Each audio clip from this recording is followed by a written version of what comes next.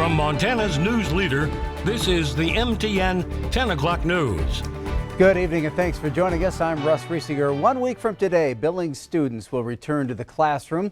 Also, the first day of school for remote learning Billings students has now been moved up following a lower than expected enrollment. That will now be on August 28th. Administrators are rushing to formulate schedules as the first day of school approaches. Q2's Mitch Legge brings us an update from tonight's school board meeting. With fewer Billings students enrolled in remote learning in this upcoming school year, the district has switched in-person classes to operate on a block schedule. At the board meeting Monday night, trustees questioned how well students will retain knowledge in a block-scheduled format. In the middle and high schools, students usually have 6 class periods per day. The current plan includes middle schools having 3 classes a day, rotating the entire schedule on an every other day basis. Things will be different in the high schools. There, students will attend the same 3 classes per day for 2 weeks. Then, the next 2 weeks will be spent on the students' other 3 classes. Trustees questioned how much learning would be lost if a student takes a break from a class like math for 2 weeks. I don't think we're going to find any studies that support this being a wise decision for our kids.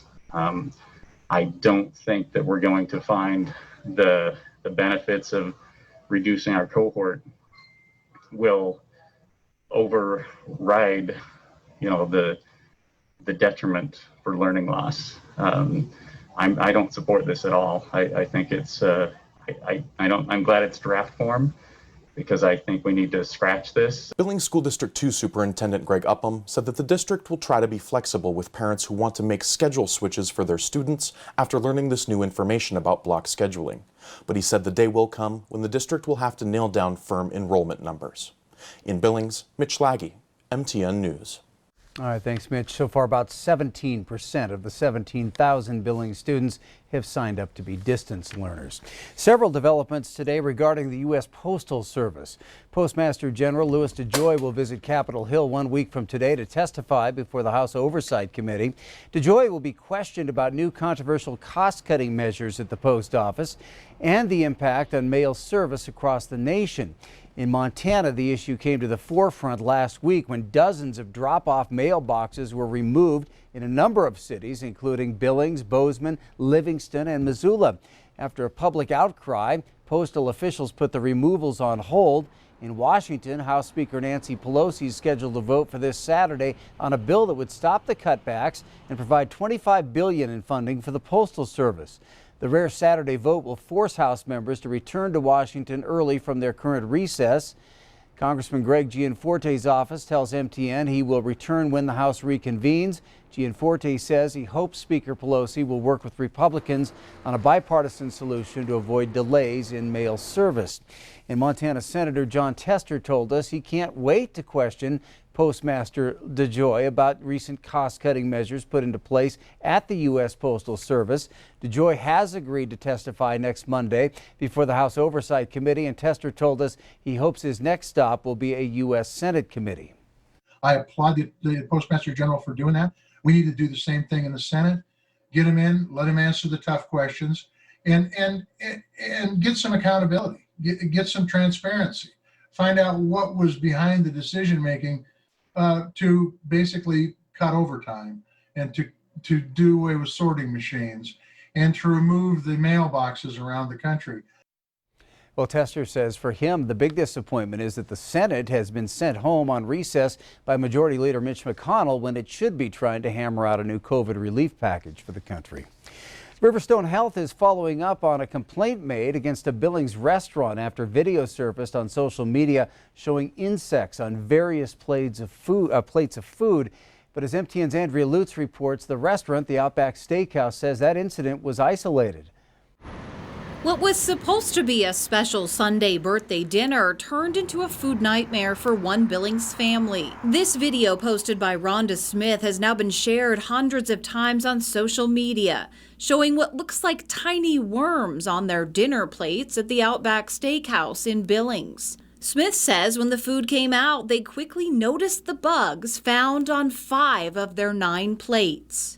She also says another table nearby in the restaurant had the same issue. Those with Riverstone Health say they did get a complaint about the insects and were following up Monday.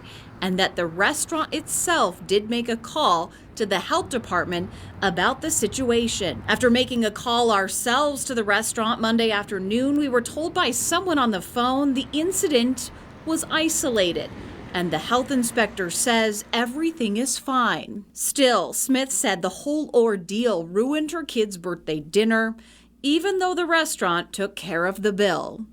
In Billings, Andrea Lutz, MTN News.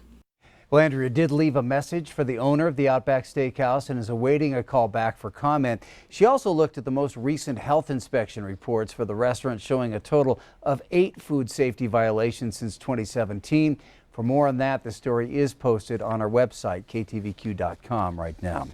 Some improvements in today's COVID-19 numbers, at least compared to recent weeks. The state reported 43 new cases today, with Bighorn County adding another 14 new cases on top of that tonight. Yellowstone County reported 11 new cases today. The total number of COVID cases stands at just over 5,800 in the state, with nearly 1,600 still active. In Wyoming, 3 more deaths were reported today, bringing the total there to 33 since the pandemic began. Wyoming has seen more than 2,800 positive cases and has 502 probable cases awaiting lab confirmation.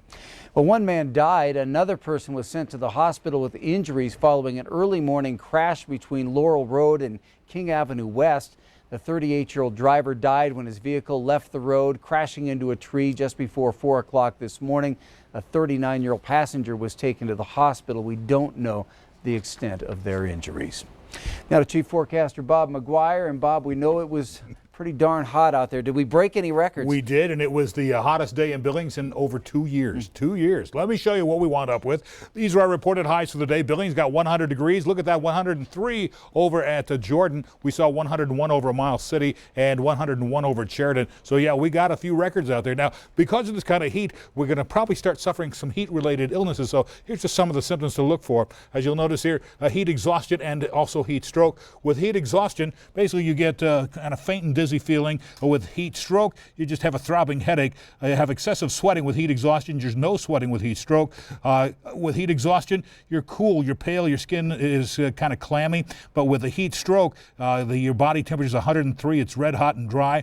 Also, both in cases, your nausea and you could expect vomiting. Rapid weak pulse with heat exhaustion, but a rapid strong pulse with heat stroke. And you have muscle cramps with heat exhaustion, and you can actually lose consciousness with heat stroke. So that's just how bad it can be. Be careful out there, get plenty of water, and also stay in air conditioning as long as you can. Russ? All right, thank you, Bob. The Bear Creek fire has now burned 7,000 acres and is only about 10% contained. The flames, which were caused by lightning strikes on Tuesday of last week, burning timber and brush near the border of Montana and Idaho. Nearly 450 fire personnel are battling that blaze, including 8 helicopters and 16 engines. Tomorrow could be another active day with a fire weather watch in effect from 4 p.m. until midnight. Crews are projecting an estimated containment date not until September 30th. Still ahead on the MTN 10 o'clock news here on Q2, Campaign 2020 kicking into high gear. We'll take you to a mostly virtual Democratic National Convention. Then a little later in sports, when people hear the name Petrino, they almost always think football. So how did Mike Petrino wind up head basketball coach at Montana? He'll tell us coming up in just a bit.